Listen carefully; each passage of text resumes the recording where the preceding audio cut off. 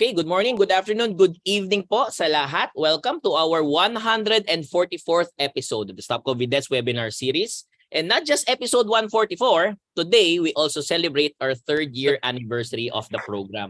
Again, thank you so much po for being a part of our credible online community. Really, we would not be able to reach this far and really help out a lot of people if not for you po. So we could not have made it without all of you. Maraming salamat po.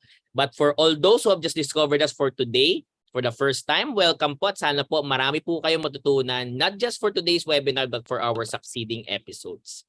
Ang pag-uusapan po natin sa araw na ito ay patungkol po sa mga muka. Face, head, and neck, they play important roles in human interactions, including during social activities.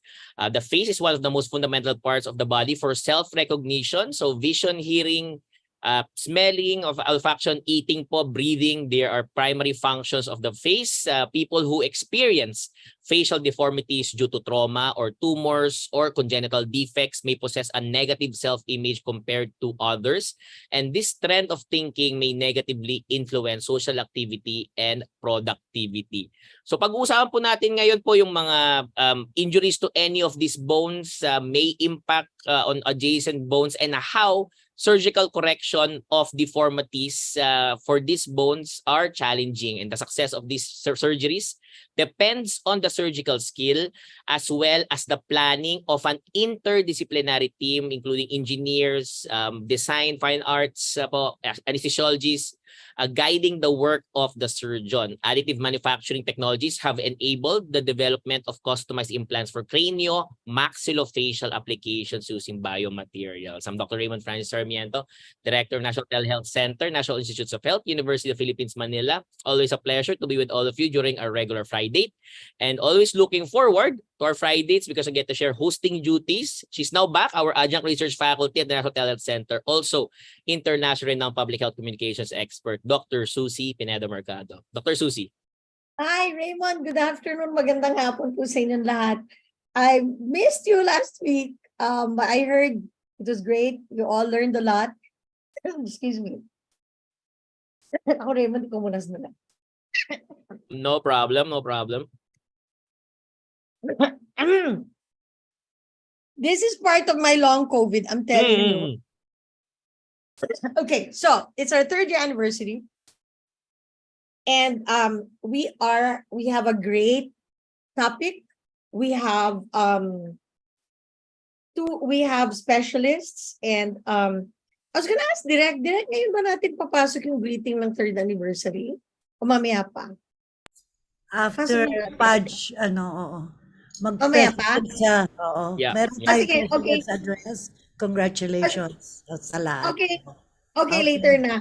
Kasi meron silang surprise para sa inyo. Kala ko ngayon na. Okay. So we have a little bit of a surprise video for you. But just wanted to say that we are live on Facebook, live on TVUP Facebook, Stop COVID Deaths Facebook page, and the UP System Facebook page. And I'd like to greet those who are watching on the playback. I'm sure marami na naman to because it's a very, what should I say? It's kind of like a state-of-the-art kind of a lecture webinar. So I'm greeting all those who are watching on the playback, and also all of you who are watching on TVUP Signal TV channel 101. In today's episode, we'll take a closer look at the types of craniomaxillofacial injuries, deformities, and tumors, as well as state-of-the-art in management and care at the Philippine General Hospital. That will be presented by the Department of Otorhinolaryngology, Head and Neck Surgery. All right, our main speakers. Ito na. We always bring you the best speakers, and we are very fortunate to have with us today Dr. Philip Fulante, Head of the Craniomaxillofacial Plastic and Restorative Surgery Section. He will be talking about surgical simulation training, prosthetics, and patient-specific point-of-care services. Our reactors are none other than Dr. Maria Rina Reyes Quintos, who is Chair of the Department of ORL-HNS, who will discuss state-of-the-art care management for surgery patients. And we also have Dr. Miguel Algipe, Program Manager for the UP College of Medicine Surgical Innovation and Biotechnology Laboratory, or the CBOL program, who will be talking about the collaboration of the UP College of Medicine with the UP College of Engineering and the UP College of Fine Arts.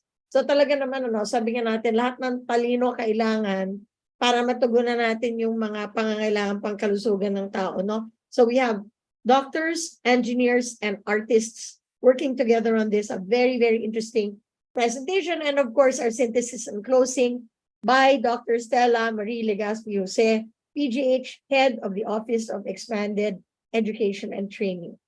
And okay, so we're going to start off with, so we are not going to have any news today, because what we're going to do is we're going to invite the core group of Stop COVID Deaths, and I'll introduce our topic in a little bit.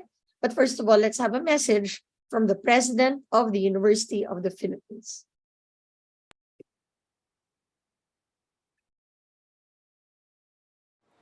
Dear friends, colleagues, partners, and viewers, it is with great pleasure that I extend my warmest congratulations to the Stop COVID Deaths team for their exceptional work in providing a platform for expert discussions and updates on the COVID-19 pandemic. I commend TVUP, the Philippine General Hospital, UP Manila, the National Telehealth Center, the UP National Institutes of Health, UP Information Technology Development Center, and the offices under the UP Office of the Vice President for Public Affairs for their dedication and effort in making the weekly series successful. Since the onset of the pandemic in 2020, the Stop COVID Deaths series has been an invaluable source for the public, providing timely information and expert insights on the latest developments, treatments, and preventive measures. Its achievement and contributions to public health information has earned for itself and the university national and international recognition, including the 2022 Gold Quill Award of Merit, given by the US-based International Association of Business Communicators, or IABC, where the series won under the Communication Management Division in the COVID-19 Response and Recovery Management and Communications category. It also won the 2022 Silver Quill Award of Excellence during the International Association of Business Communicators Asia Pacific Region's 2022 Silver Quill Awards and the 19th Philippine Quill Award under the Division 1 Communication Management category. To date, the Stop COVID Death series has had 142 episodes and has racked over 240,000 views on YouTube, over 130,000 views on Facebook.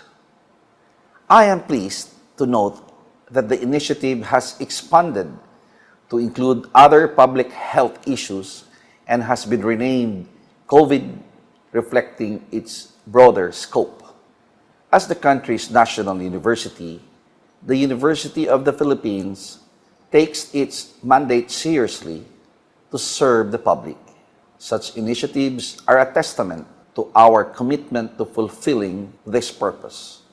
I am confident that the COVID program will continue to be a vital platform for expert discourse on public health issues, reaching not only the academic community, but also the general public and grassroots communities in barangays.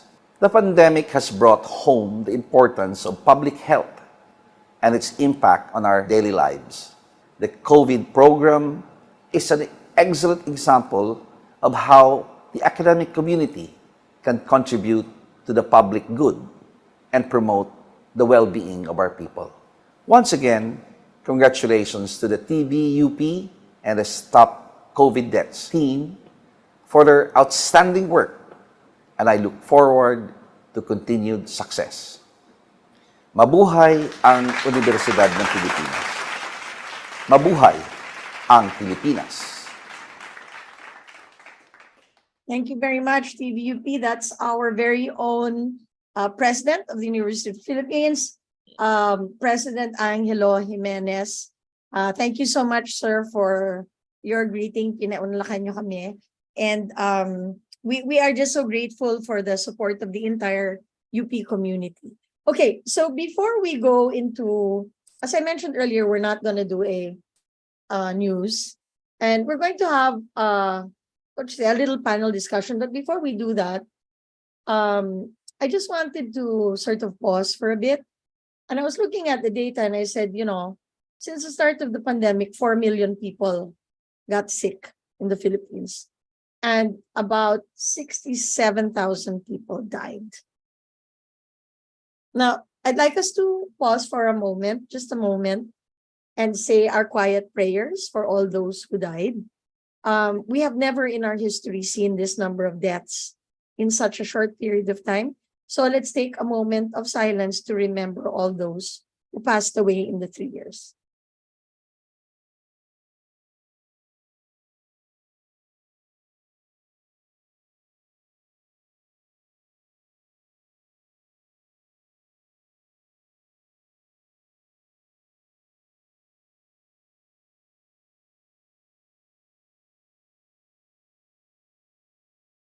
Okay, thank you very much.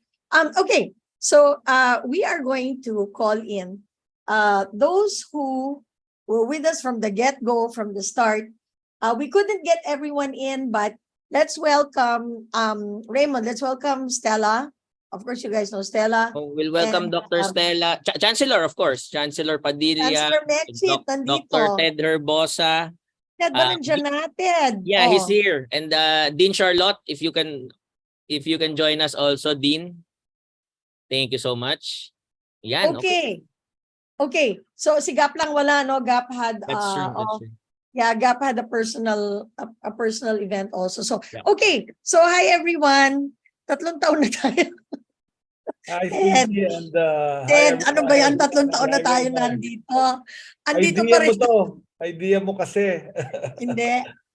This would have had happened without everybody's strong support. Okay. So I thought, we have always created a space in Stop COVID Deaths to pause, right? Kasi tuloy-tuloy lang tayo. I remember at the height of the pandemic, Raymond, naalala mo yun, na yung mga speakers natin, parang mga trumpo, no?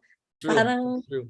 things were happening so fast and everything. So we were gonna give everyone a chance to just say a few words of sort of like, okay, let's stop muna and pause. And I opened by saying we had 67,000 deaths. That's a lot, right? We have never seen that number. But I'm sure there was a death that touched you in a way that it broke your heart. And so we're gonna ask each one to sort of just share that, because I'm sure many of you in the audience have that experience, whether it's a colleague or a family member or a friend. And so we're gonna start with, of course, Chancellor Mexit Padilla. To just reflect on that, tell us about a death during the pandemic that really affected you. Go ahead, Mexit, take it away. Well, as a doctor, we have many friends who passed away. And each time there was a death, it really hurt the whole community because we have memories, about this person. But, one person that probably I will remember is actually Sally Gatchalian. So Sally Gatchalian is a colleague, a pediatrician, just like me. And she's more than a friend. When she passed away, she actually was the president of the Philippine Pediatric Society, and she was leading thousands of pediatricians in coming up with plans so that we can continue serving our children. And in addition to that, maybe many people don't know that she's not, even before COVID happened, she was an advocate for infectious diseases. TB was her battle cry, the control of tuberculosis, because she was a specialist on infectious diseases. Pero meron siyang isang event na I think very few people know. A week before she got admitted to the hospital, I got a call from the Archdiocese of Cubao requesting for a lecture for the priest on how to deal with this unknown disease at that time. And of course, despite the very short notice, of course, Sally said yes. And when she got sick, there was a congregation of priests all over the country praying for her. So maybe, Sally was beyond a friend, a colleague, a passionate advocate of children, and she was really serving up to the very end. And that's the kind of spirit that we will always remember her for. Oh, thank you so much, Menchit. Okay, so let's go to Stella. Stella, ikaw. For me, the COVID pandemic was really, I would say, a tragic part of our history. And it is really in the early part of COVID that we are not so sure on the management of COVID. And to me, one person who really broke my heart was the death of Greg Macasaet. Greg was my anesthesiologist in Manila Doctors Hospital. He's UPCM. Teka, ano yung voice ko? Nakakaiyak kasi talaga pag naalala ko eh. So, Greg was class 83 of UP College of Medicine. He's a very friendly guy, and he was my anesthesiologist in Manila Doctors Hospital. And when he passed away, naiyak talaga ako. Kahit ngayon pag naalala ko, naiiyak pa rin ako. He's very helpful, very genial fellow. Patawa ng patawa palagi. And it saddened me talaga. That's all I can say. He's a good man. And we will continue to pray for him. Thank you so much, Stella, for sharing that. Let's go, Ted. Go. Hi, thanks, Susie. And first, happy anniversary sa Stop COVID Deaths, and congratulations for this extensive work on risk communication. I think what we were able to fill in was the gap of risk communication, being able to provide correct information at the time when there was very little. And the experts in UP really provided that solid base of information flowing to the people through Stop COVID Deaths. And people were congratulating the show because ito yung solid talaga.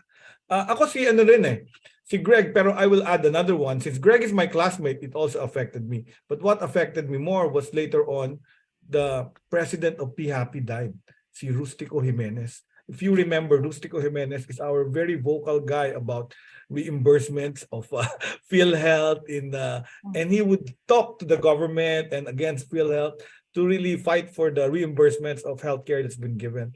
So he was a good friend of mine. When I was undersecretary, we actually established the Hospital Accreditation Commission. And the idea was that to give birth to a way where quality healthcare can be given in the era of universal healthcare. And he was a very dedicated person to the profession of hospital care, healthcare. And we really miss him. He actually was a voice that became void. No, I mean, not to belittle Dr. De Grano's current efforts now, but of course, he was some person talagang passionate about hospital care, and we really miss him, and the family missed him, and the society missed him, and the whole health industry missed him. Yun lang, Susie. Congratulations ulit.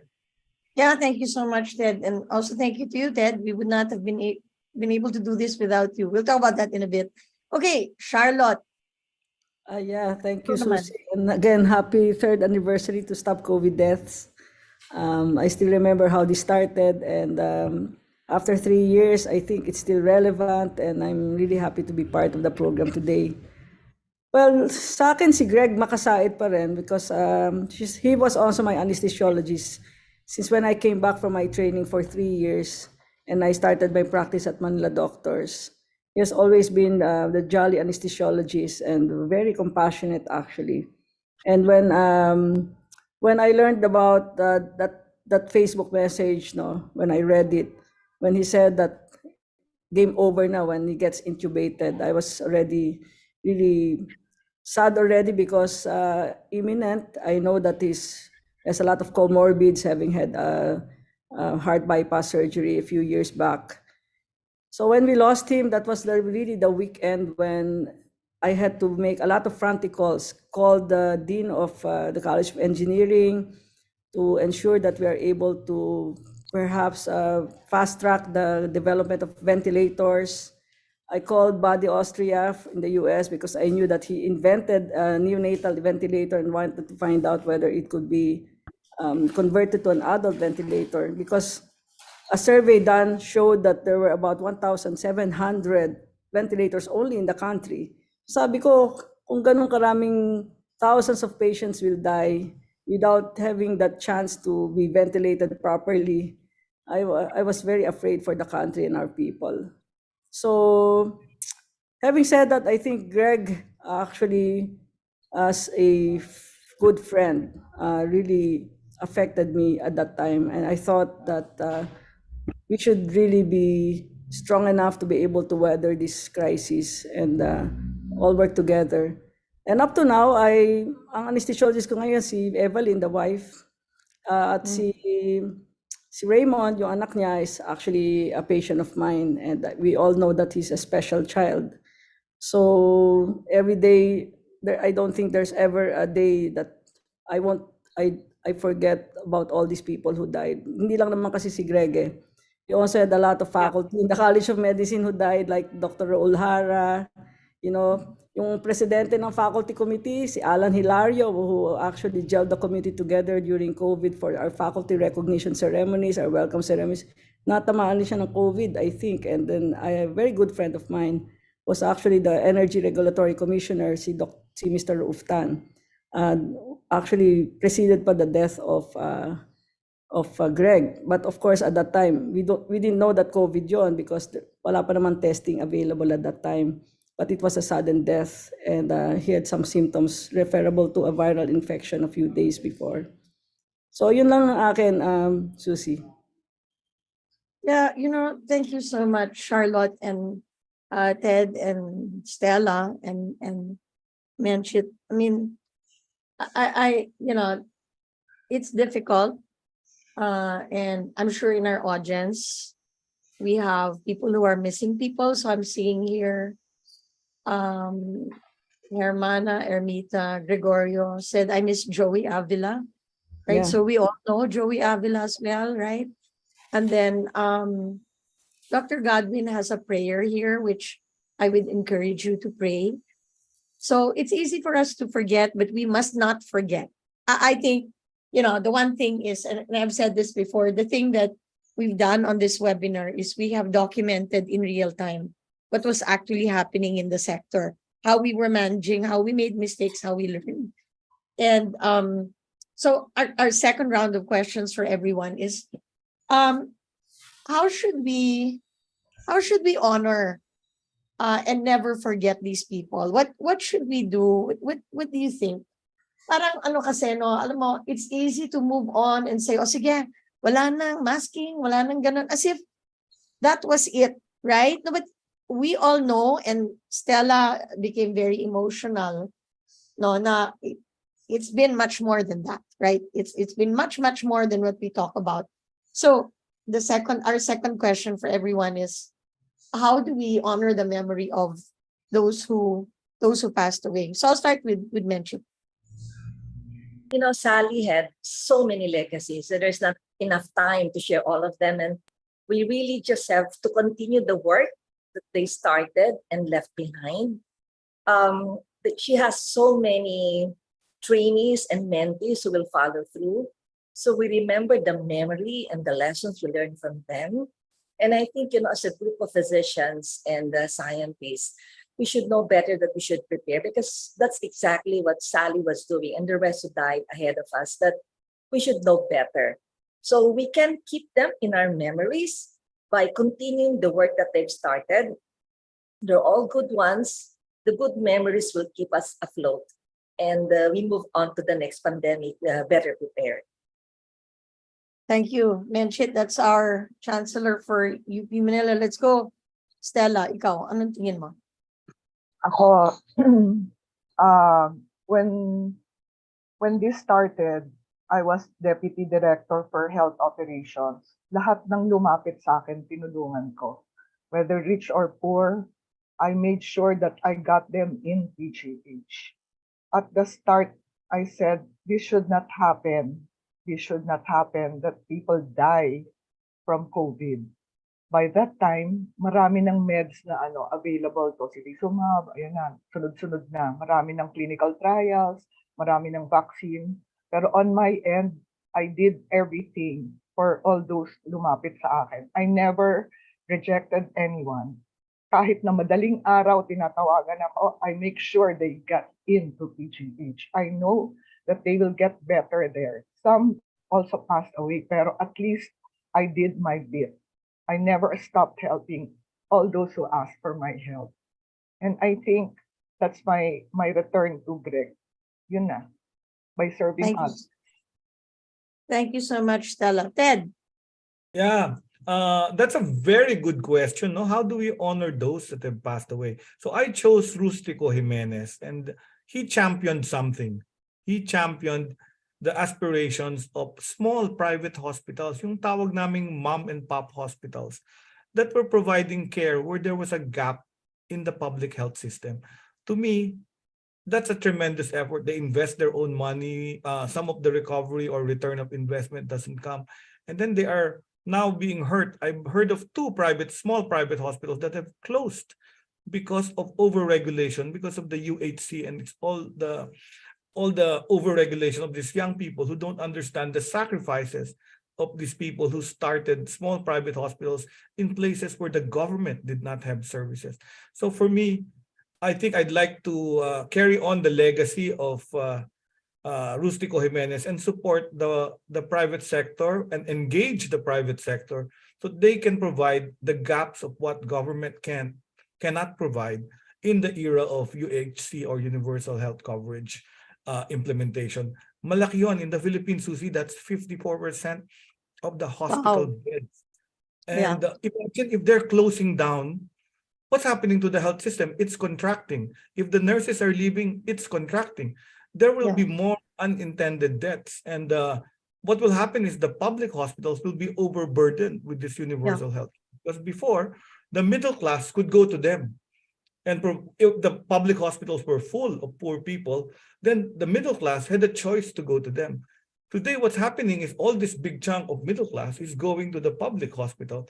And my emergency department is full of them because it's all free. So we need to support and engage the private sector to keep the health system of the Philippines robust.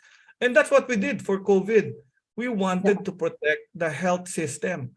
Now, if we're going to destroy it, I think the role of the private sector was tremendous in our fight against COVID. I cannot underestimate how much money they put out and time and expertise to help us at the National Task Force. But I think we should never disengage from them. And I will honor Rustico Jimenez, passion by making sure that the health system as it develops will be engaged and will be supported, will be subsidized so that there will be continued care for everyone. Thank you, Susie. Okay, thanks, Ted. Okay, Charlotte, you. Already mentioned that Greg, as a doctor, alumni of the UP College of Medicine, actually embodied most of the core values that we hold dear. And the fact that despite the fact that there's COVID at that time, he was there in the emergency room, intubating patients, trying to save lives, is already a testament to somebody's bravery and courage in the face of adversity. And I would like to honor that by saying that we have to continue the work of producing the best medical graduates in the college, providing opportunities for them to learn all these procedures in a safe place. And that's the reason why we have actually asked government to support the UPCM Clinical Simulation Center, and want to build up on that. The CBOL, UP CBOL, which actually was born out of that weekend with conversations with Dr. Edward Wang and the Dean of the College of Engineering at that time, Dean Ferdy Manegdeg, so that we are able to ask our engineers to go back to their laboratories to create all these 3D printed gadgets and work on poppers with sensors, work on a biodegradable mask when masks were actually very difficult to get. come up with a way of sterilizing the PPE so that our health workers need not be infected with COVID when they doff, and also making sure that the masks can be actually recycled by those UV radiation contraptions, and even just the mere fact of cleaning the laryngoscopes, no? So you can all see this when you go to the 9th floor of the Henry C. Senior Hall now, and we've been showcasing this to everyone who's interested to help the college move with these projects, and we're actually helpful. We're thankful that the OSTP HRD has been helping us. So we'd like to continue that work because we feel that our role here is to really make sure that our graduates lead, especially in terms of leading the charge in terms of being able to provide quality medical care and safe medical care, not only for the marginalized, but also, of course, even for specialists and all the people who work in that field. No? So I think it's our mandate. And for the past year, we've been getting all these state universities and colleges benchmarked with the College of Medicine. And we would like to influence them in terms of being able to tell them this is really where we should be in terms of providing medical education. It's really not the business of education, but actually making sure that we produce the graduates who really be committed and dedicated to quality service and quality care for the Filipino. So yun lang siguro ang masasabi ko, how we can honor the memory of somebody like Greg Macasaet, Raul Hara, Joey Avila, Jess Resurrection, Alan Hilario, and all the others. Sally Gatchalian, yeah.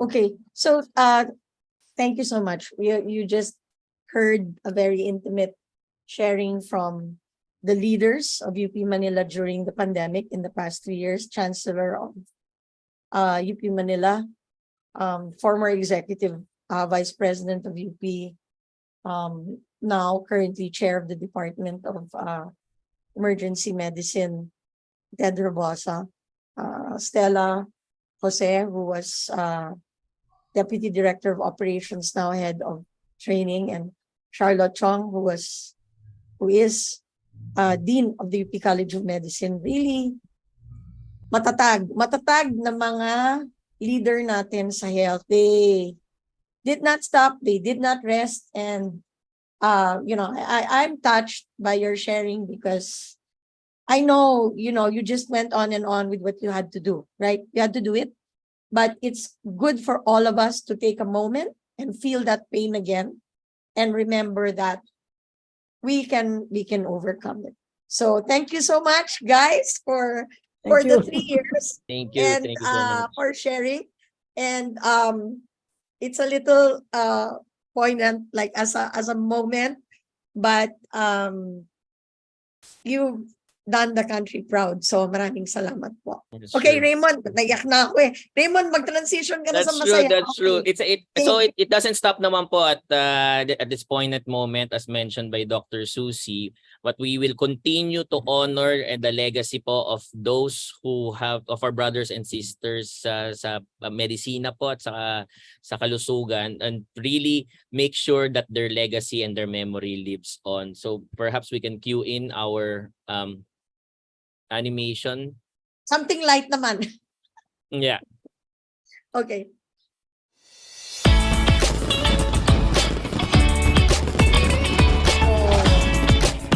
So it's not just the two of us, Dr. Susie.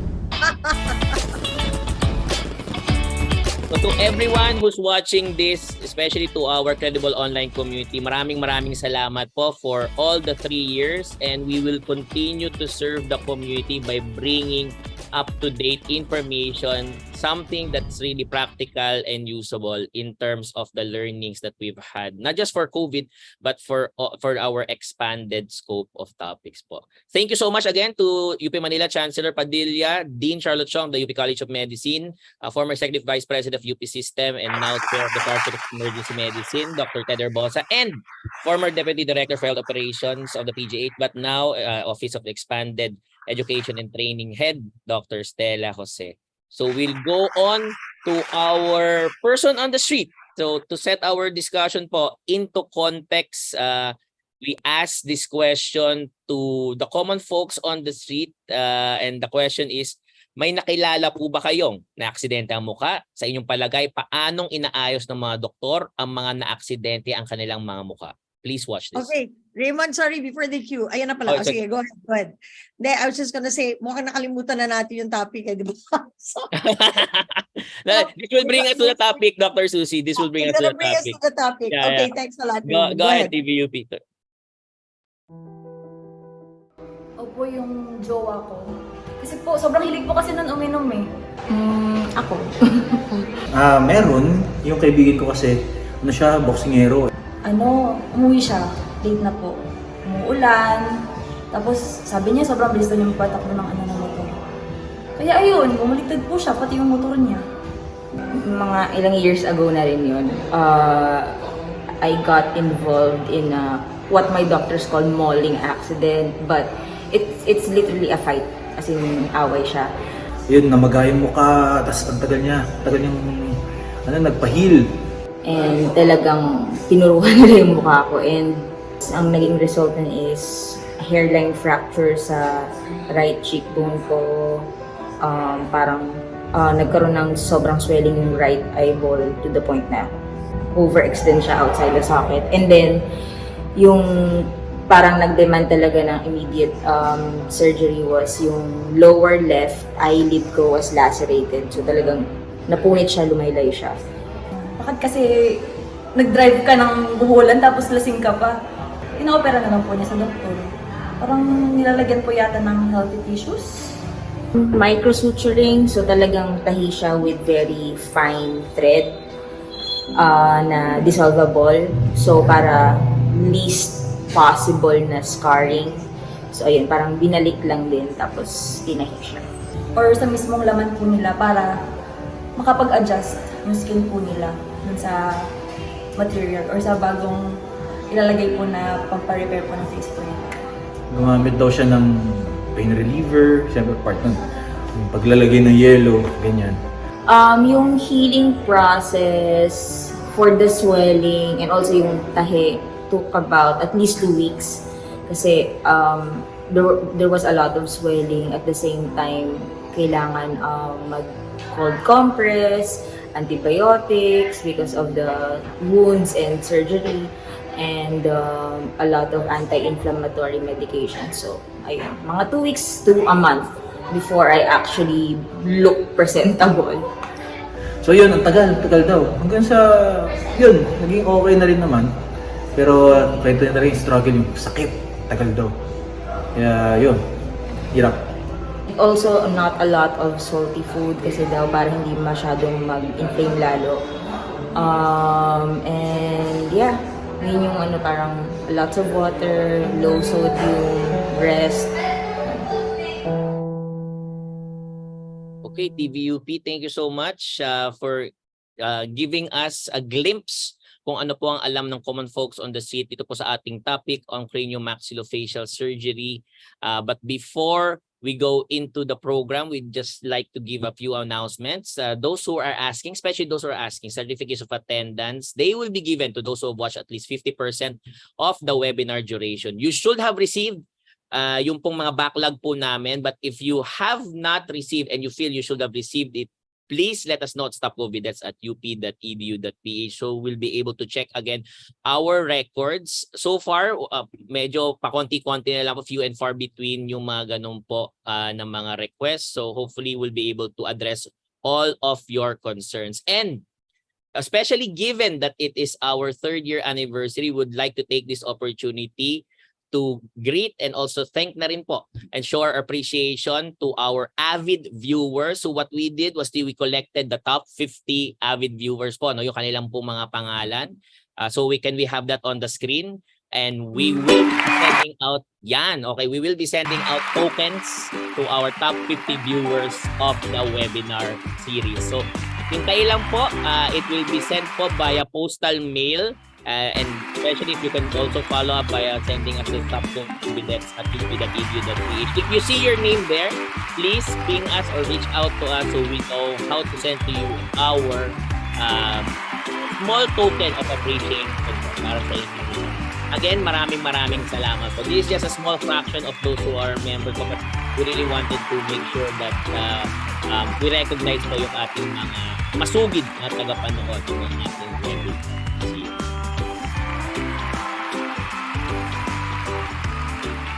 Okay. Thank you so much. And for our webinar for today, we'll be having our standard panel discussion format. After our speaker has presented, we'll hear from our reactors, followed by a Q&A session. So this is our way of segueing into our cute intro video for our fun quiz segment for today. Hello? Hello? Hello? Kumusta na kayong lahat? Hi, I'm Doc Susie, the mini Doc Susie. And I'm Doc Radar, the mini Doc Raymond. Are you ready to have fun? Simply open your browser to www.slido.com and enter your code to participate. We will discuss your answers during the panel discussion later on in the program. We will have it flashing on your screen in a bit, and we look forward to your answers. Masaya at madali lang ito. Join na!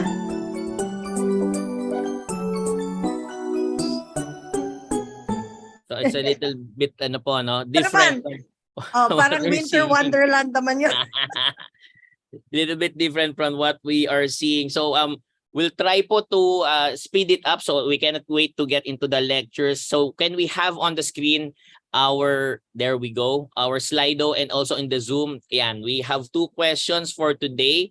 Later on, our experts will answer the 2 questions for today's webinar. For our first question, what are the principles of craniomaxillofacial trauma surgery? Is it A, restoration of form? Is it B, restoration of function? Is it C, restoration of pre-trauma occlusions? Or D, all of the above? We'd like to take this opportunity to greet all of those who are joining us all the way from Vigan City in Ilocos Region, especially from Mariano Marcos Memorial Hospital and Medical Center, from the Central Philippine University in Iloilo City in Iloilo, Southern Philippines Medical Center in Davao City in Davao Region, Zamboanga City Medical Center in Zamboanga City, and of course, Vicente Soto Memorial Medical Center in Mandaue City in Cebu. There are those who are joining us, especially from UP Diliman, from Bataan, from Los Baños, from Pampanga, our regulars from the UP PGH Medicine Ward 1, Bulacan Medical Center Department of Pathology and Laboratory Medicine. Those who are watching us from Morong, Rizal, maraming salamat po. New Sinai School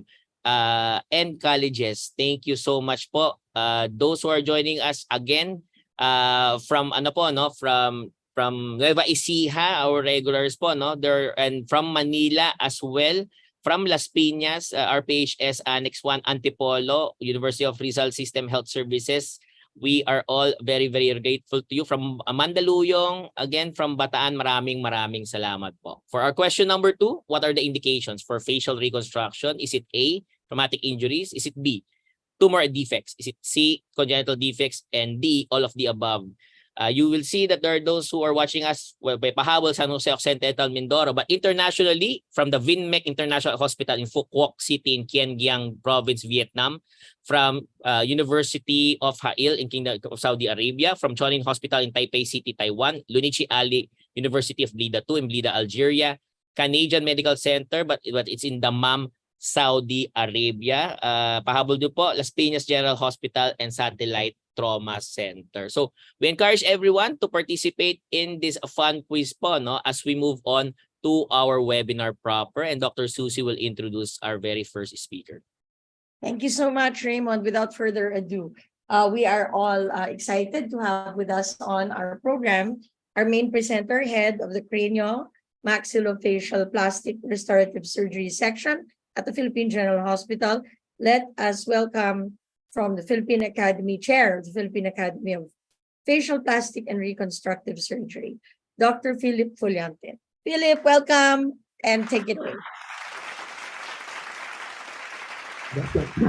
Good afternoon, everyone. Go ahead and share your screen, sir.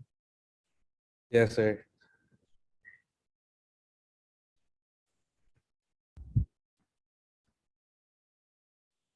I'll just set up my slides. Nice, we can see. Parang meron lang dialog box na Okay. pop up. I'll take it. start my video. Okay. There we go.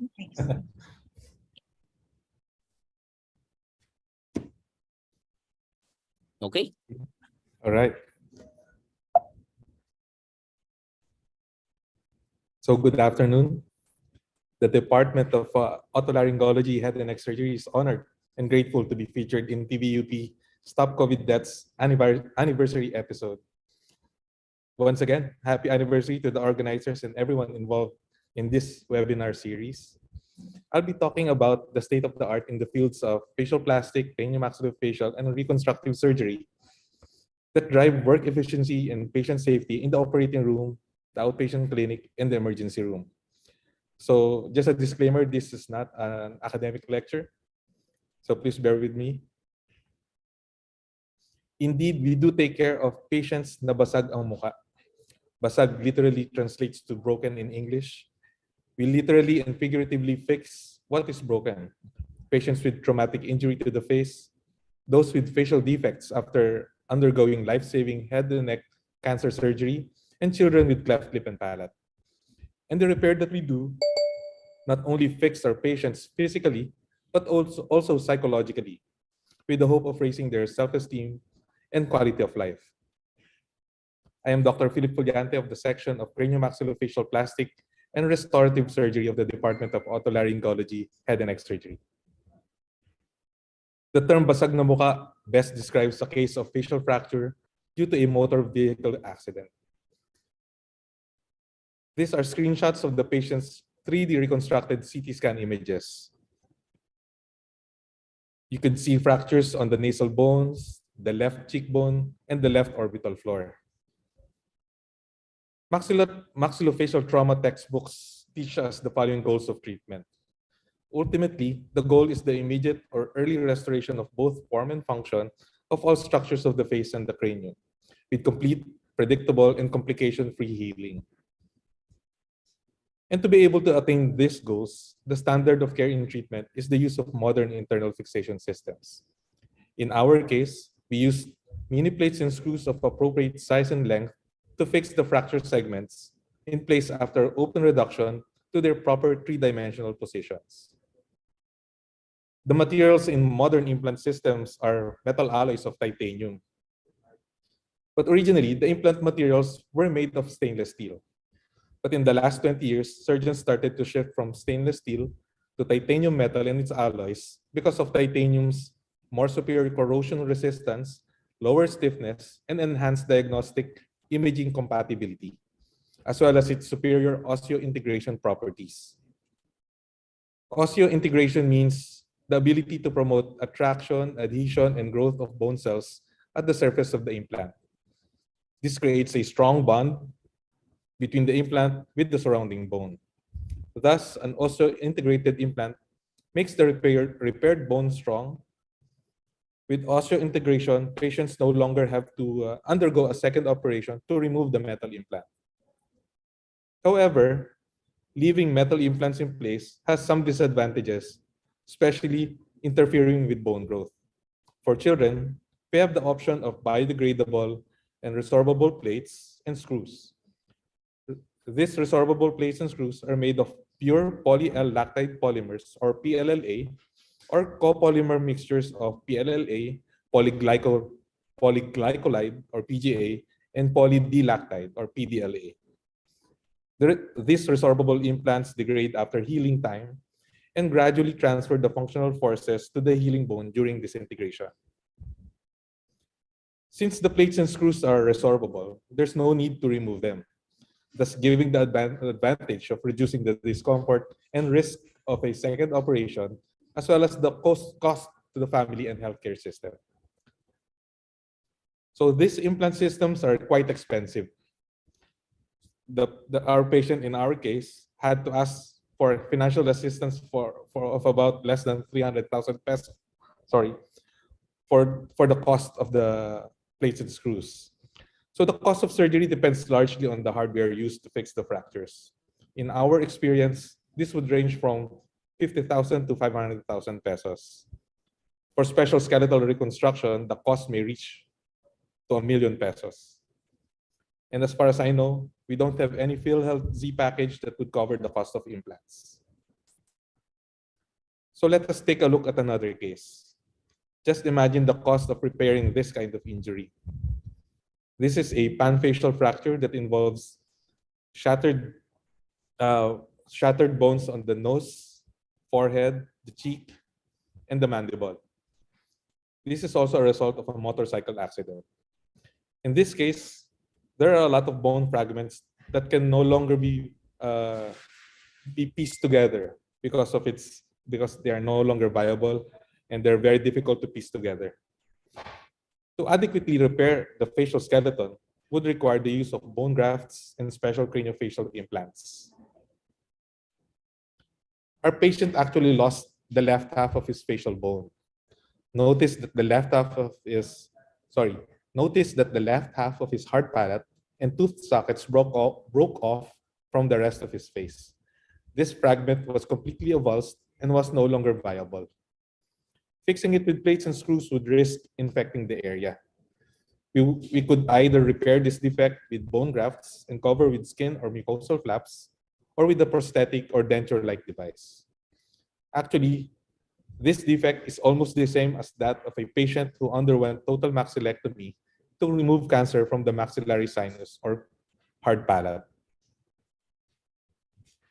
Surgical reconstruction is the most natural way to restore appearance and normal function. But in case this is not possible or desirable, facial and craniomaxillofacial prosthetics are excellent and convenient treatment options. This may be due to patient factors like comorbid conditions, lack of donor tissue, severity of the defect, or deformity or unwillingness to undergo surgery. So aside from accident patients who underwent cancer resection or those with congenital conditions may benefit from facial prosthesis. Facial prosthesis can include the nose and upper lip. The device can be supported and camouflaged by attaching it to a frame of an eyewear. Prosthetic ears can also be fabricated for patients with underdeveloped outer ears. The prosthetics I showed you are products of the Craniomaxillofacial Prosthesis and Bioengineering Unit of the Department of Otolaryngology, Head and Neck Surgery. The laboratory is conveniently located at Ward 10, the home of our department, and is one of the very few point-of-care facial prosthesis laboratories in the country.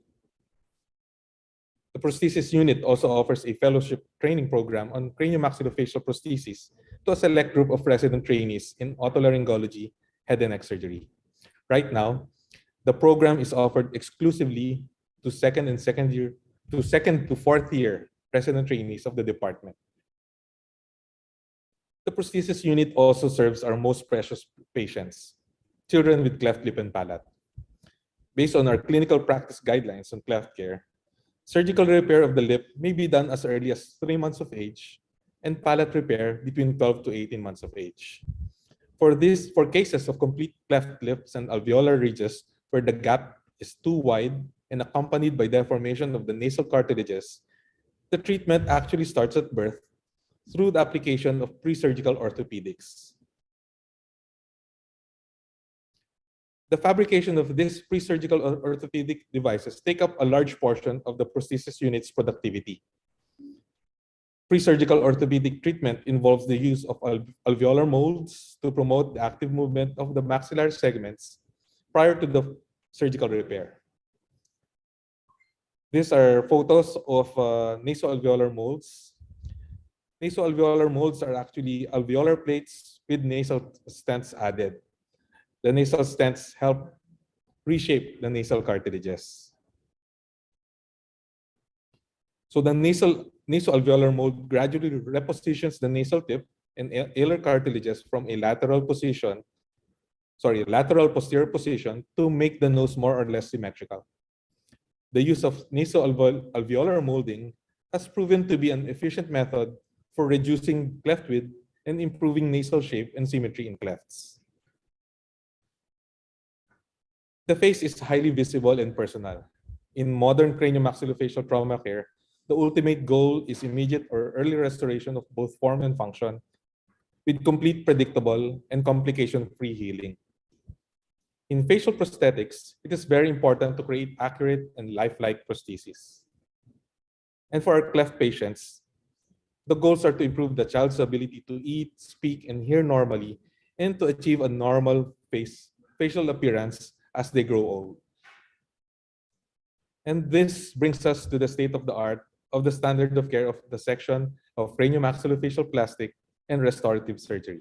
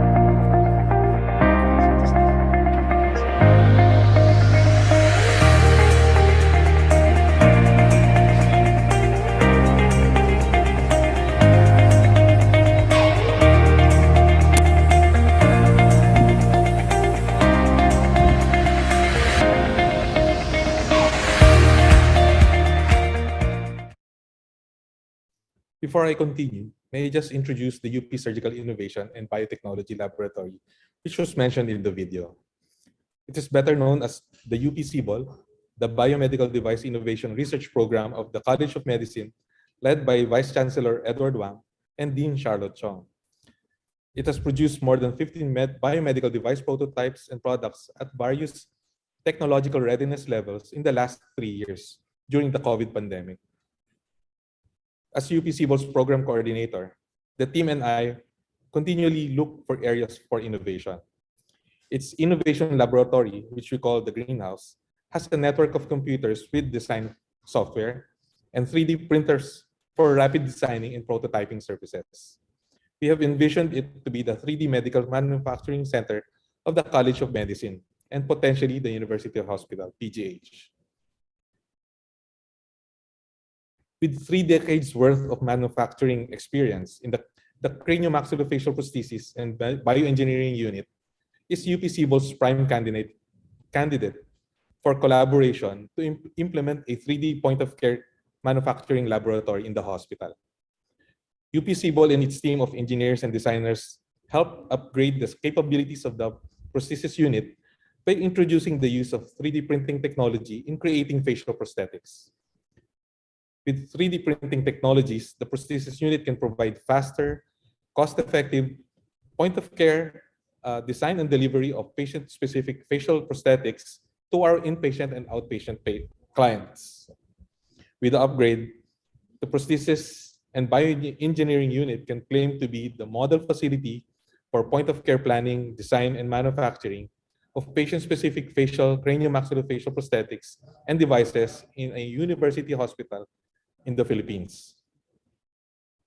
Right now, this is an entirely research-driven infrastructure development and capacity building project.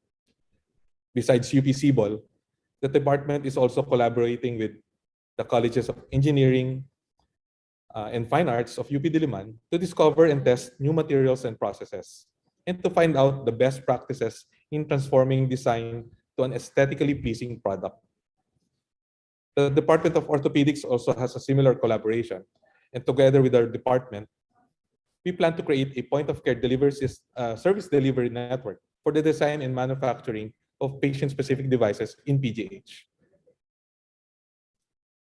So even with our limited resources, we are able to pilot the use of 3D imaging, designing, and printing in our facial trauma cases to produce anatomic models, surgical templates, and splints to help us make our operations faster and safer. All of this have been made possible by the ability to control and manipulate digital radiographic images using available open source software. Taking advantage of the advances in radiographic image capture, digitization, and image processing, we now have the capability to create virtual 3D anatomic models to better visualize the patient's injuries, and more importantly, to plan the actual surgery via virtual surgical planning. As design and virtual surgical planning softwares become increasingly available, 3D printing technology also continued to coincidentally or inevitably advance in function and accessibility, from being a hobbyist's toy to becoming an important manufacturing tool for fabricating head and neck anatomic models and surgical tools, and soon, living human tissues and organs. Furthermore, with increasing access to affordable yet powerful computers, computer-aided design and manufacturing is now proving very useful in craniomaxillofacial trauma and reconstructive surgery, with the ability to produce patient-specific models and surgical tools. In developed countries, this has dramatically improved operative time, surgeon efficiency, as well as patient safety and cost efficiency. We have established a basic point-of-care manufacturing center in the Philippine General Hospital for the design, fabrication, and delivery of patient-specific devices. You are now able to provide a timely point-of-care manufacturing of anatomic molds, facial prosthetics, surgical planning devices, and in the future, implants. On-site and on-demand design and production of anatomic models for surgical planning, clinical simulation, and advanced surgical skills training will also be possible. This will translate to improvement of healthcare delivery and surgeon skills, and more importantly, improvement of patient safety and surgical outcomes. Our product roadmap includes minimal risk devices such as anatomic models for skills training, prosthetics, and non-implantable surgical guides and templates. And hopefully in the next 5 to 10 years, we hope to create our own patient-specific implants for skeletal and soft tissue reconstruction. Traditional techniques of the prosthesis unit follow the workflow as shown in this slide. With 3D manufacturing, we can add 3D scanning, and the use of 3D images from our radiographs to create 3D models in the computer and then print the 3D model. The 3D print can be the final prosthesis or the mold to create the final cast. With 3D printing, creating a cast is actually less time-consuming and less cumbersome for the patient. Here's a case where the 3D printed cast allowed the prosthesis fellow to create the prosthetic mold that adequately covers the defect and harmoniously fits with the adjacent subunits of the face. Without 3D printing, our prosthetist would have used plaster material to get a cast of the eye defect. So let's go back to the first trauma case that I showed earlier. The surgical team actually used virtual surgical planning and printed a 3D model of the reconstructed cheekbone fracture. The surgeon used the model as a learning tool to plan the surgical approach, and they also used the 3D model as a template to pre-bend the plates to follow the contour of the reduced facial skeleton. The surgeon happily reported that studying the virtual and printed 3D models and pre-bending the plates appeared to have made the procedure move along smoothly and quickly. For complicated cases, designing and printing surgical guides at the point of care may offer shorter lead times, more flexibility, and the ability to innovate. Surgical guides in craniomaxillofacial surgery are devices that can assist the surgeon to accurately transfer the virtual surgical plan to the surgical field, especially when precision is needed in cutting bone or placing and fixing implants. Currently, our team is also working on 3D printing anatomic models for surgical skills training. The department regularly organizes postgraduate courses and workshops to develop the surgical skills and confidence of our residents. These workshops are also offered to other ENT surgeons. Here are some of the 3D models that we think may be valuable to our training program. There is exciting work going on about simulation training, and 3D printing and prosthetics will play a big role in producing models that would provide the feel of operating on a human body without the risk of harming the patient. With our own 3D printing facility, the department can produce case-based anatomic models for simulation and advanced surgical skills training on-site and on-demand. 3D printing at the point of care is an exciting innovation in medical device manufacturing. We hope to take full advantage of its potential for the benefit of our patients. With our collaboration with friends and colleagues from engineering, material science, industrial design, and fellow surgeons and radiologists, we hope to be able to scale up our processes, techniques, and physical setup to establish a service delivery network for patient-specific device manufacturing within the hospital. The end goal is the timely, on-site, and on-demand design and production of devices for clinical simulation, skills training, and actual surgery. Let me end my talk by dedicating this opportunity to pay tribute to one of the great mentors in otolaryngology, head and neck surgery, Dr. Mariano Caparas. Dr. Caparas was a trailblazing ENT surgeon, a prolific innovator, and the founder of the Craniomaxillofacial Prosthesis and Bioengineering Unit. Thank you, and I hope you learned something from my talk. Thank you very much. Wow, thank you so much. Thank you so Dr. much. Philip. Oo, galing, Raymond. My goodness. Hindi ako makaalis sa screen, no? Parang ganun pala yung itsura. Kala ko yung mga 3D models sa Grey's Anatomy lang yun eh. Meron pala sa PGH. Amazing, amazing work you're doing, Dr. Philip. And, you know, I'm sure our audience has questions, but it's so great to know that you're, you know, really trailblazing, doing cutting edge technology. And we hope that, you know, whoever's listening who has the power to help you continue your work will continue to invest in this work. This is really so amazing. Thank you so much. Raymond, over to you. Thank you. Thank you, Dr. Philip, and thank you, Dr. Susie. So just to remind everyone, for today's Q&A session, we'll be choosing the upvoted questions. We encourage everyone to start typing in your questions, whether here, dito po sa Q&A box sa Zoom, or in the comment section ng ating Facebook pages for Stop COVID and TVUP, or in the comment section TVUP YouTube channel. Okay? Next up are our reactors. For our first reactor, it's my pleasure to introduce to you pediatric otolaryngologist, and also she's the current chair of the PGH Department of Otorhinolaryngology, Head and Neck Surgery. Please welcome Dr. Maria Rina Reyes-Quintos. Dr. Rina. Good afternoon and congratulations on your 30th anniversary. And now my reaction to the excellent presentation of Dr. Fuliante.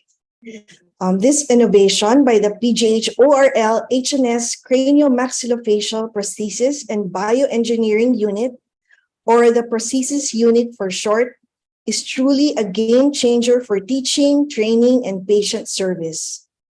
Dr. Fuliante has already discussed the state-of-the-art and management of craniomaxillofacial surgery patients. He has highlighted the immense contribution that this innovation, using 3D reconstructed CT scan images to create craniomaxillofacial prosthesis through 3D printing, has provided to help restore accurately, because it is crafted to the specifications of the patient, the form and function of the craniomaxillofacial structures due to facial deformity, trauma, or tumor. Not only are the patients benefited, but also our medical students, residents, and fellows who may use these models for study, practice, and for pre-operative planning. In addition, we do not need to order these prostheses abroad, since it is available locally in the prosthesis unit. The services and products of the prosthesis unit have the capacity to expand to other potential applications, like the fabrication of temporal bones and other anatomic models for the use of the residents in skills training, in simulating actual surgery or robotic surgery. This will also address the need for patient safety and the problem of cadaver availability. Future collaboration with the Philippine National Ear Institute or the Philippine National Ear or the PNEI of the National Institutes of Health through their simulation laboratory with the prosthesis unit is also in the works. Creating ear molds for hearing aids and surgical planning for implantable hearing devices are just a few of the possible outputs for this partnership. In the end, the convenience and advantages provided by the state-of-the-art products of the PGH ORL HNS Craniomaxillofacial prosthesis and bioengineering unit will hopefully lead to cost saving, better training, and the ultimate goal of our profession, a better quality of life for our patients. Thank you. Wow, thank you so much, Ma'am Rina. Very, very concise but really highlighting the important points po of the talk of Dr. Fuliante. And thank you so much for highlighting that this really is a game changer in terms of training and education that's being delivered and that partnership with the National Institutes of Health, Philippine National Ear Institute. Thank you, Ma'am Rina. We'll call you again during the Q&A session, Ma'am. For our second reactor of two reactions po, no? Our second reactor, he is the program manager of the Surgical Innovation and Biotechnology Laboratory or CIBOL program. Nabanggit po ito ni Dean Charlotte Chong earlier of the UP College of Medicine. Please welcome to your screens for the very first time, Dr. Miguel Aljibe. Dr. Miguel. Yes, good afternoon, sir. Thank you so much, Dr. Raymond, and thank you to the whole TDUP team. This is a very wonderful program, and it's been an honor to have been invited. And yes, Dr. Philip Volante actually showed how the ORL and CMF surgery as a field, because of the concerns and the issues on the diseases that they handle. This is one of the few a very good example of a medical field that pushes the engineering and design and technology to its fullest limit. So we can actually see how 3D printing is very much different from the traditional manufacturing methods that we are all used to, because first and foremost, 3D printing is very flexible. It's a very flexible technology. Therefore, it's very useful for use cases that need bespoke or customized solutions. And actually, UP CIBOL has been working closely with ORL, with the Department of ORL HNS, to develop these workflows and to introduce these technologies into the clinical practice. It was Dr. Philip Volante who thought of setting up a new 3D printing system inside the prosthesis laboratory. So we set up a very simple 3D printer with the residents there for the prosthesis lab, and they used it so much they actually broke it, and that's good because you can really see the load and how useful it is for the different patients. We actually had to replace it, and then we're continuing to work with them to further expand the capabilities of the laboratory. Here, even in UP CIBOL, with the little 3D printers we have, we are actually also fully loaded with requests from the hospital, and especially with ORL. And we hope this continues because it can really improve the quality of care we give to our patients.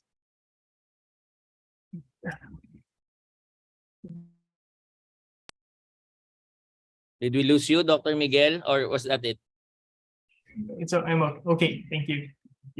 Thank you so much, Dr. Miguel Aljibe, who is the program manager po for the Surgical Innovation and Biotechnology Laboratory or CIBOL program of the UP College of Medicine. Marami na po silang nagawa, but so part nito yung sa Sanipod, those innovations that we have featured in our previous webinars, but really the highlight of this will be the partnerships and collaborations that have been established by the UP College of Medicine and the Philippine General Hospital together with other industries and sectors po, primarily College of Engineering and the College of Fine Arts. So maraming salamat po. At this point, we'll ask our panelists, our three speakers, to please switch on your video so we can get ready po sa ating Q&A session. But before that, we'll take a very quick break for our special public service announcement for today.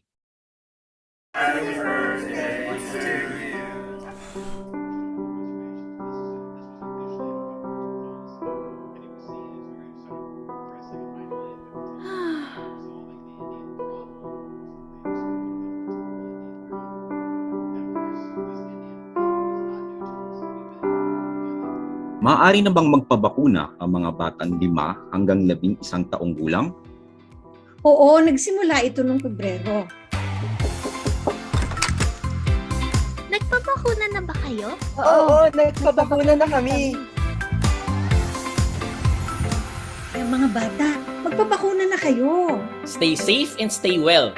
Mga bata, magpasama na sa Bakuna Center. Thank you so much, TVUP. The COVID communication public service announcement is one of the many creative outputs of the Stop COVID Deaths team to push for more vaccinations, but particularly for pediatric vaccinations for children age 5 and above. Please share this video clip to all of your social media accounts. Stay safe and stay well. Magpasama na po sa Bakuna Center. Okay, we'll dive right into the first set of questions. Dr. Susie. Yeah, thank you so much to our speaker, to our two reactors, and so we have some questions I saw in the Q&A we had some questions. A friend of mine also sent a text message, but I wanted to ask Dr. Philip first. No? Just first of all, I'm just blown away by what you're doing. It's amazing work, and it's great to show this to our public. I think the main thing in my mind when I was listening to you was what happens if you don't get to do intervention in a timely manner, because most of our audience, no, especially those who are nurses, doctors who are in far-flung areas where they may not have the kind of expertise that you have, or even in hospitals, no, that might see survivals of car crashes or other traumatic events and cannot immediately respond to their needs. So what are the consequences of late referral, and how can we make these services more available to the people who can't afford it but need it? Sige, so Philip, that's for you. Thank you, ma'am. So, meron kaming parang there's a golden period para we can really address the fractures and treat them, restore them early to full form and function.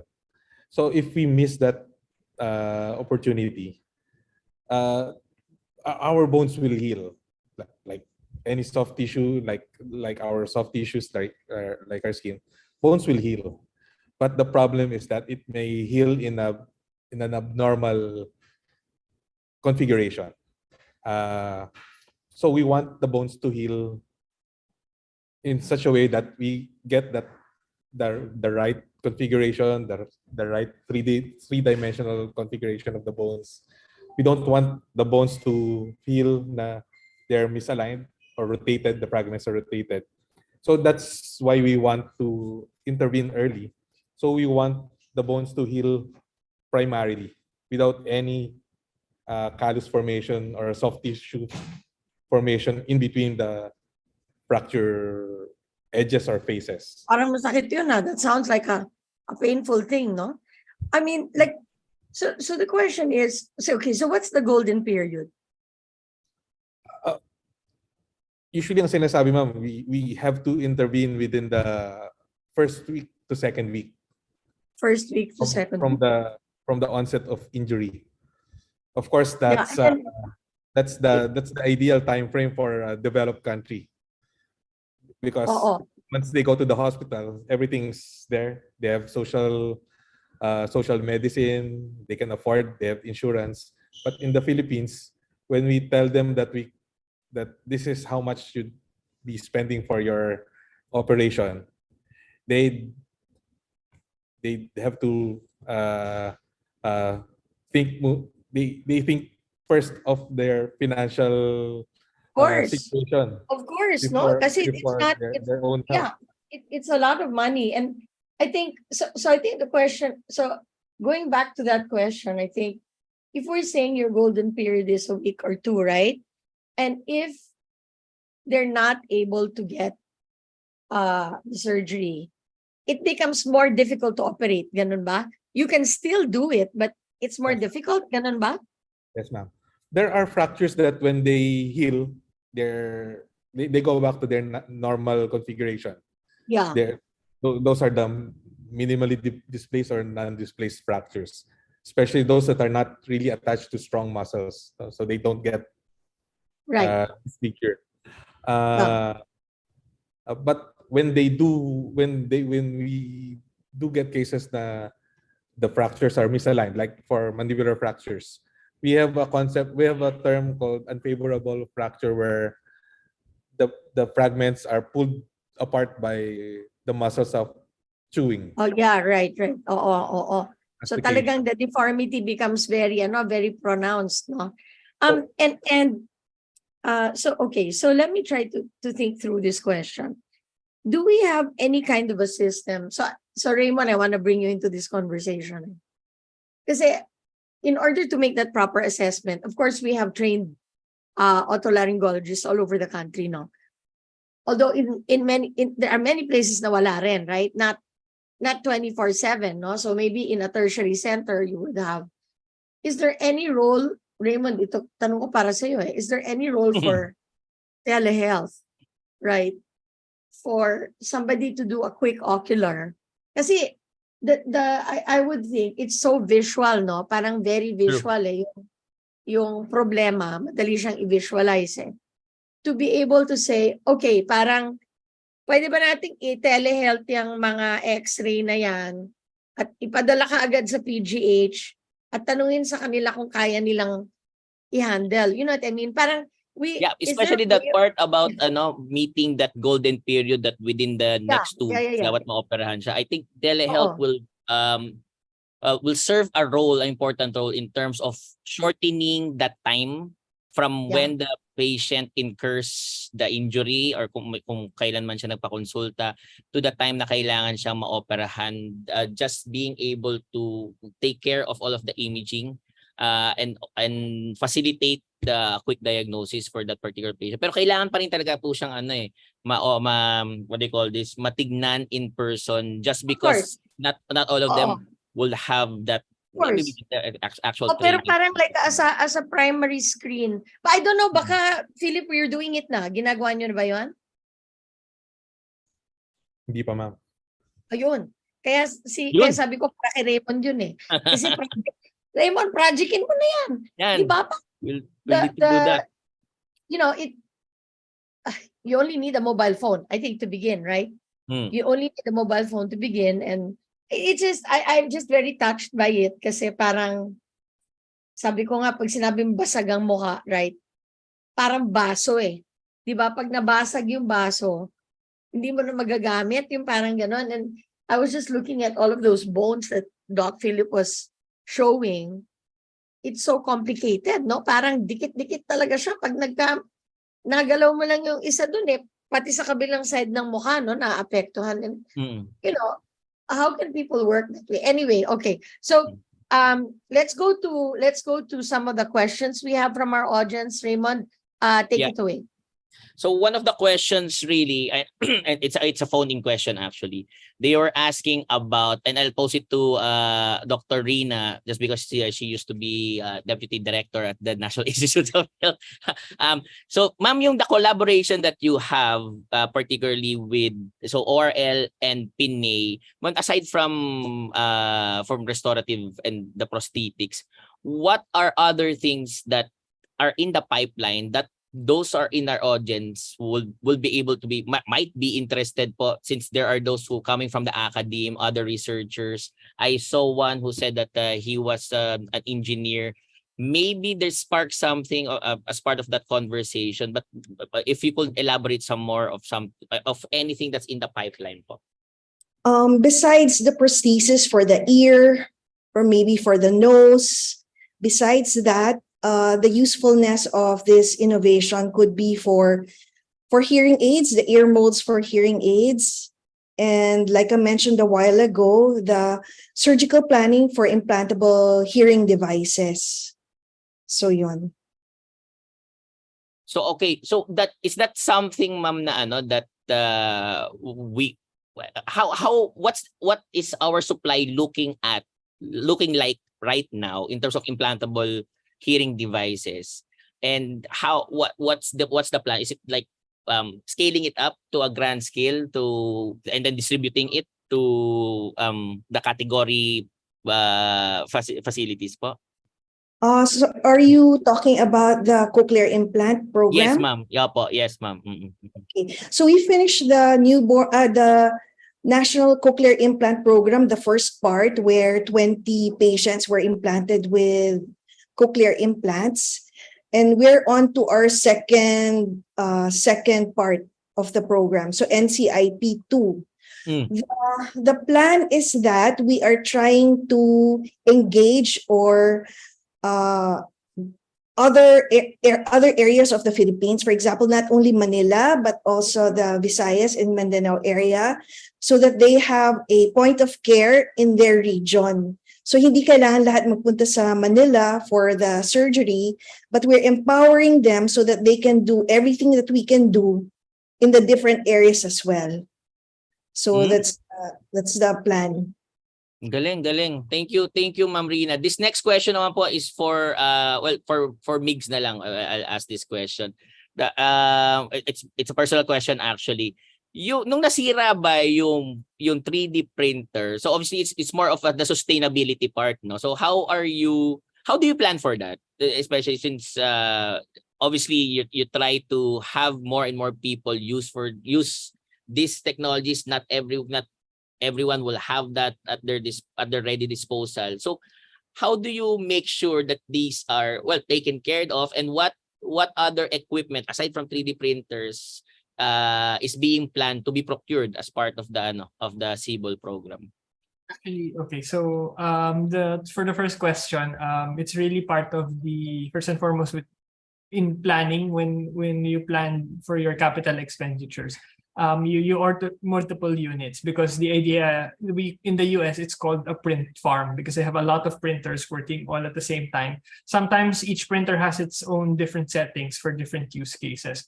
But the idea is just like in any factory, you take into consideration the cost of the machine, and then you sort of set a timeline that all machines are expendable. So you set like 2 to 3 years is usually for major equipment. We give them a 2 to 3 year lifespan. And the target actually is, from an industrial engineering perspective, you need to use the equipment 24/7. Anytime you don't use it, it's money that's being depreciated. So we actually want the printers to keep on using them. So what happened just here in the PGH is because it's the first time everyone's been using a printer, we haven't fully factored in the environmental issues with regards to moisture, temperature in our environment. But we're learning about that. So we're putting that into the maintenance profile of and the maintenance instructions how we maintain this equipment. So pag hindi pala siya ginagamit, mas talo ka. Kaya mas gusto niyo na ginagamit siya. Okay. Yes. Actually, for example, an Ultimaker like the one behind me, it's about 200 pesos an hour, the depreciation cost. So if you don't use that, you're just throwing away 200 pesos. When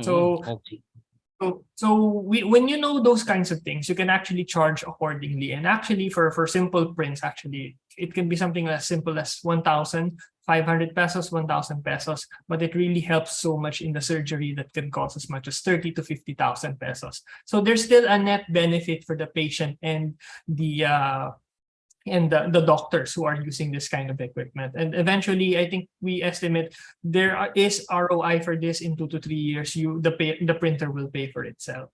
With regards to other procurement, so aside from different printers, we're also, this is something we just learned in a few years ago, the importance of professional grade software. We've tried open source software. We've sort of not really mastered, but we're very familiar with how to use it. So some of the prosthetics and designs were created using open source or freeware. But we've also played around with the more commercial software that can cost six-figure digits, and the performance gap is very big. So that's why we're actually, some of the requests we now have with PGH, with our funding agencies, is the software. So this is something very new for us. But in other countries, they buy the software in bulk because they don't want users sharing it.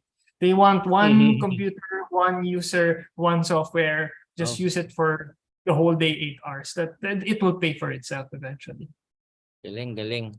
Dr. Susie, did you have a question? Because I have one. Yeah, actually, I have a question from a friend of mine who sent a text, and I just wanted to comment. Actually, on listening to Dr. Miguel, parang galing naman itong mga bata, parang lolang-lola na, no? But it's just the whole idea of how you're bringing together medical science, technology, your engineering thing, and I'm just blown away by it. Parang I feel like I'm so happy you've been able to show this to our audience.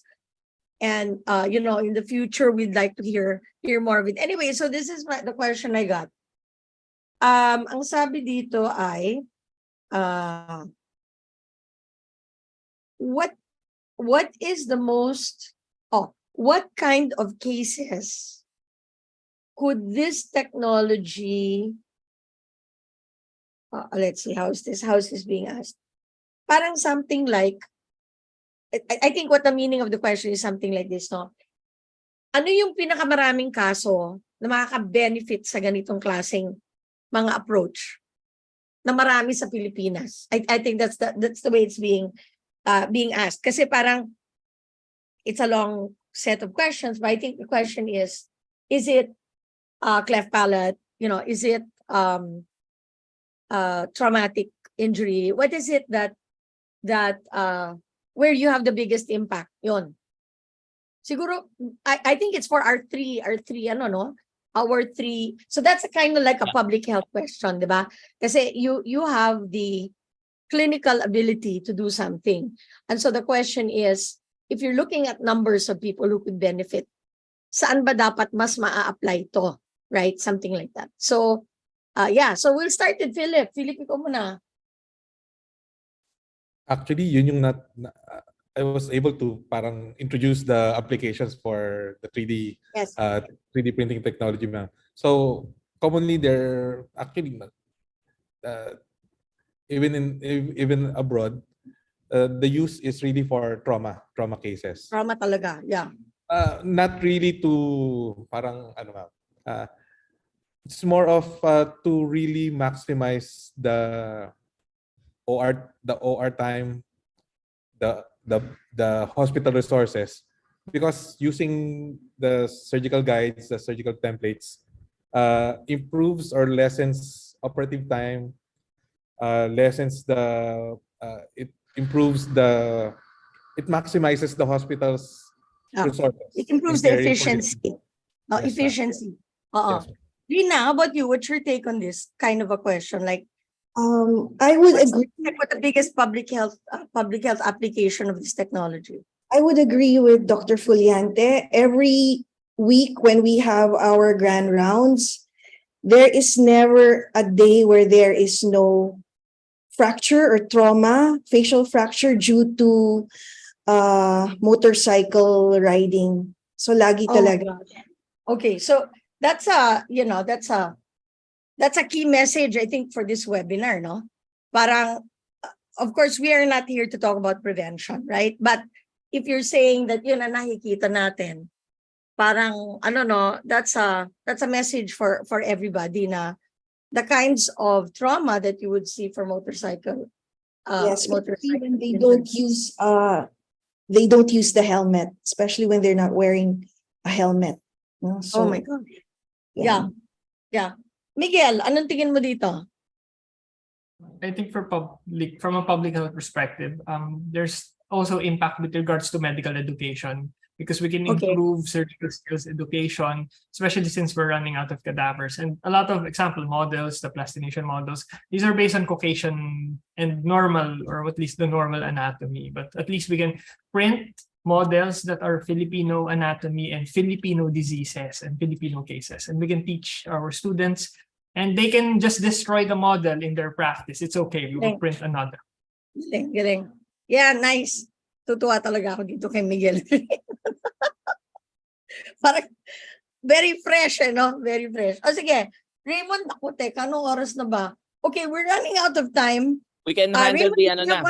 you have one more question? I have no more questions, Dr. Susie. I think sige. we've touched on a lot of the things that audience has asked naman. So we'll move Okay. on to answering the 2 questions, but those are primarily From the fun quiz. O sige, from sige. the fun quiz from Dr. Philip. So Dr. Philip, Okay. I'll read the question aloud and then you tell us the correct answer since okay. Can we also have it in the Zoom po? Okay. So for our first question, what are the principles of craniomaxillofacial trauma surgery? Dr. Philip. All of the above, sir. All of the above. Sige, sir. Okay. Baka do you want to elaborate some more about one of these or any of these? Well, yung letter C, kasama siya sa function. Kasama siya sa function. Okay. Okay. Pero not all fractures naman affect the occlusion, especially if you just have broken cheekbones or But if you have broken jaws, your mandible's broken, you have the port fracture. The first thing that we do is really to restore the pre-trauma occlusion. We don't want to repair the occlusion. We don't want not repair the become occlusion. dentists to perform orthodontics procedures, but we want to return the natural occlusion of the patient. Yung in Tagalog, yung natural na kagat. Kasi if you after the trauma, pag namaling kagat, very annoying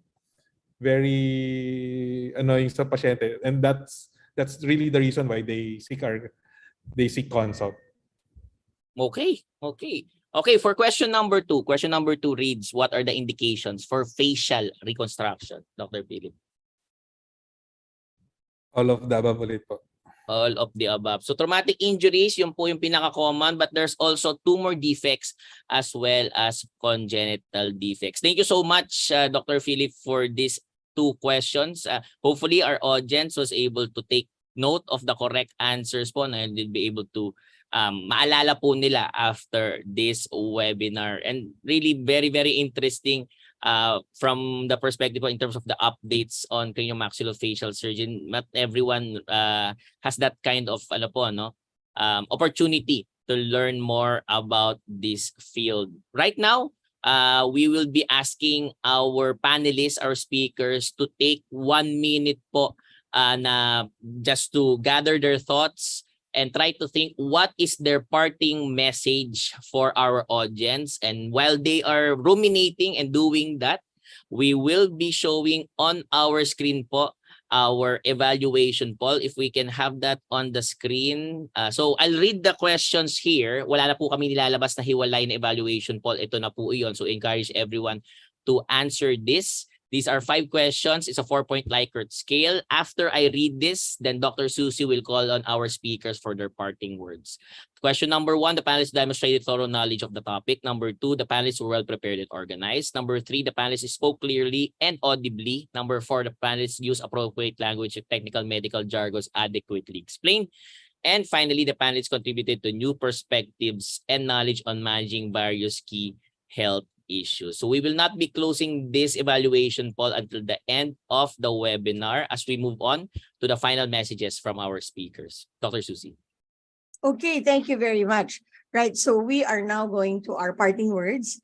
And we're going to start with Dr. Miguel Aljibe to give your parting words to our audience. Go ahead, Miguel. My parting words is simple. These technologies and capabilities came from research. So in a knowledge-driven economy and world, importante na magita yung baliw na baliw sa research. May use. It has a use. That's it. Thank you so much. Okay, let's go to Dr. Rina Reyes-Quintos. Doc Rina. Okay, for my parting words, the Philippine General Hospital, under the care of our beloved Director Legaspi and his administration, has always emphasized the need to continually improve and upgrade the facilities, the training of staff, and the service for patients that we serve. This innovation presented by Dr. Fuliante, which is the use of 3D reconstructed CT scan images to create craniomaxillofacial prosthesis through 3D printing, is an example of this. Trainees and patients will be reassured of the expertise and continued technical advancement for the treatment of craniomaxillofacial problems in our Department of ORL, HNS in PGH. Thank you. Thank you very much, Doc Rina. And finally, our main speaker, Dr. Philip Fuliante. Go ahead, Doc Philip. All of the above po. Sorry. All of the above. Ala ko yung sagot po sa ano. Well, parang just to ano lang po, we really have to parang there's a lot of opportunities for collaboration, be it in research, in service, in education, and being in the University of the Philippines, we should realize that all of the expertise in various fields are just right now just a Zoom call away, and we should take advantage of this big resource. We can help a lot of patients get well. We can educate more people, more engineers, more medical students, more everyone. And basically the real beneficiaries of these innovations and technologies and collaborations are all of us, the Filipino people. Thank you. Thank you. Thank you very much, Dr. Fuliante, and we really appreciated your presentation. We're so grateful to our speakers. Naku, kung hindi sa inyo, wala namang Stop COVID Deaths. Alam namin na you really prepare for it, and our audience sincerely appreciates all the work that you do behind the scenes to get the right presentation to them. And you'll see in the chat box, and yung mga lumilipad na heart dyan at palakpakan, para sa inyo lahat po yan. For our closing remarks, we will have Dr. Stella Marie Legaspi Jose, who's the head of the Office of Expanded Education and Training, Philippine General Hospital. Stella, take it away. Hello, everyone. Good afternoon, and thank you for watching this episode of TDUP. We had the speaker, Dr. Philip Fuliante, who spoke on craniomaxillofacial and plastic surgery. And he said that the goal of management is restoring the anatomy, restoring occlusion and masticatory abilities, restoring function, including nasal airflow and ocular function, minimizing morbidity, and the early return of function. I think that's really the gist of his lecture. And he mentioned the use of titanium, metal, and alloys and bone grafts. And I would like to caution all those who are still riding the motorcycle.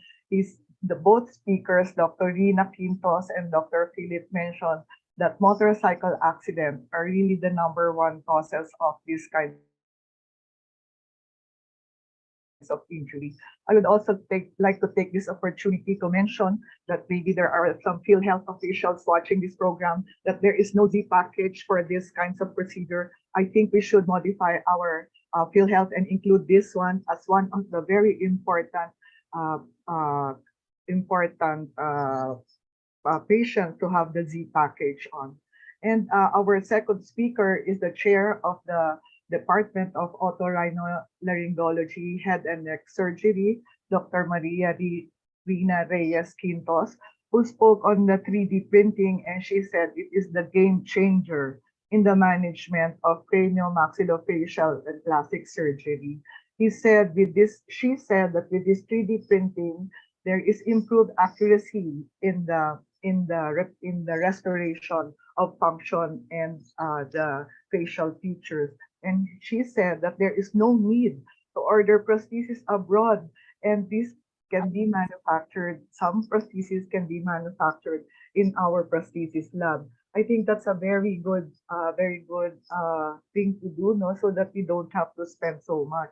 And she said the partnership with NIH and the Philippine National Ear Institute had a very good symbiotic relationship, and the outcome of this is better quality of life for our patients.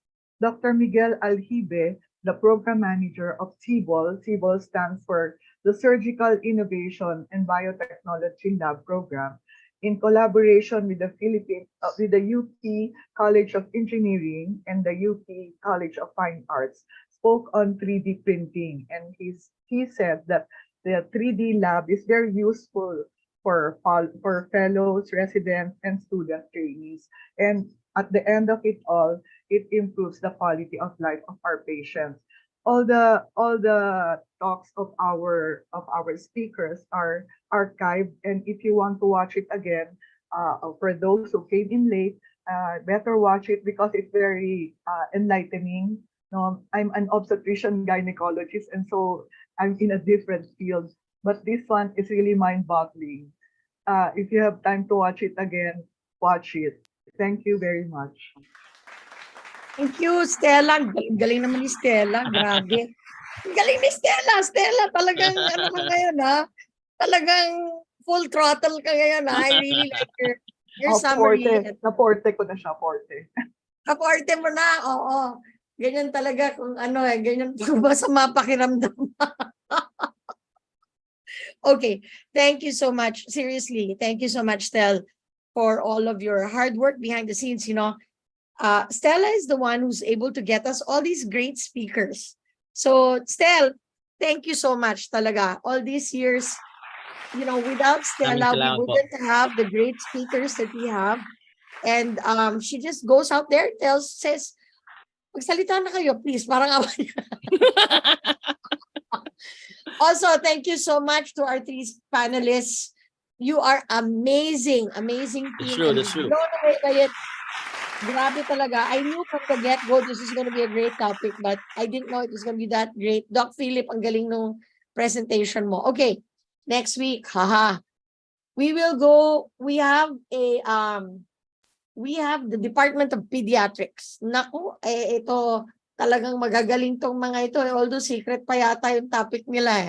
But we've got Dr. Marisa Lucban, who's the chair of the Department of Pediatrics.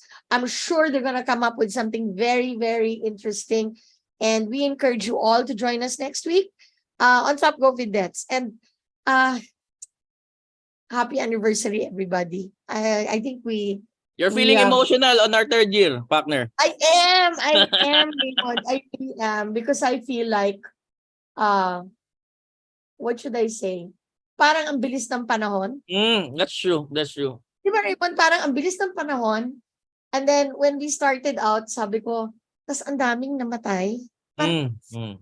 Sakit, no? Masakit. Pero andito pa rin tayo.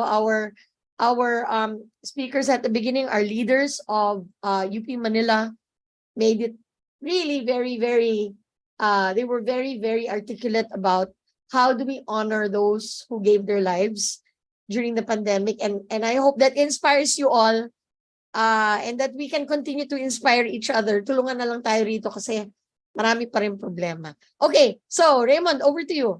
Thank you so much, Dr. Susie. Before we conclude our program, All Stop COVID Deaths, as mentioned by Dr. Stella Jose, are archived for viewing at the TVUP YouTube channel. You just need to go to www.youtube.com/TVUPPH for you to be able to see all 143 webinars. But after today, it will be 144 episodes po in our channel.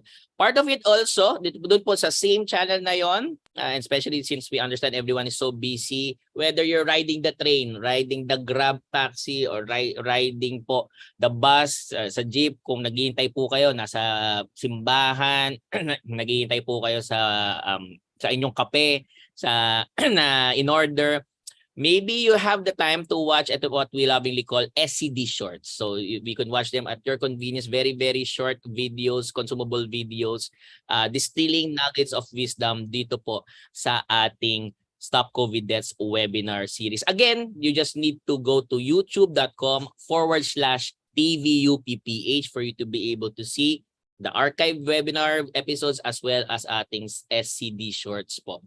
And that's it. That really concludes and formally closes our webinar for the week. Again, maraming salamat po, not just for today's webinar, but for the entire 3 years on behalf of the webinar team. Maraming salamat po sa Uy, inyo. Raymond, Yes. interrupt kita.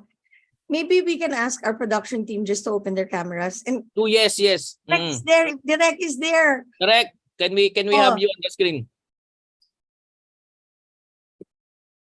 Or and the TVUP team, medyo shy lang po. Open your. Okay, it takes a lot of people to make every episode work, and so we are so grateful. Palakpakan naman natin ang ating production team. They work so hard for this, and you don't see them, but you wouldn't have these webinars without them. Thank you so much. And Director Gigi Alfonso, maraming salamat po. Thank you. I don't know if VP Wendell is here also. Thank you so much, VP Wendell, for your abiding what should I say, leadership in our program. Maraming salamat. That's true. So again, we look forward to your company next Friday from 12 noon to 2 p.m. Very exciting topic ahead, and sana po lahat po tayo magsama-sama po ulit. It's a date. Together we can stop COVID deaths. So keep safe, keep healthy, and see you online.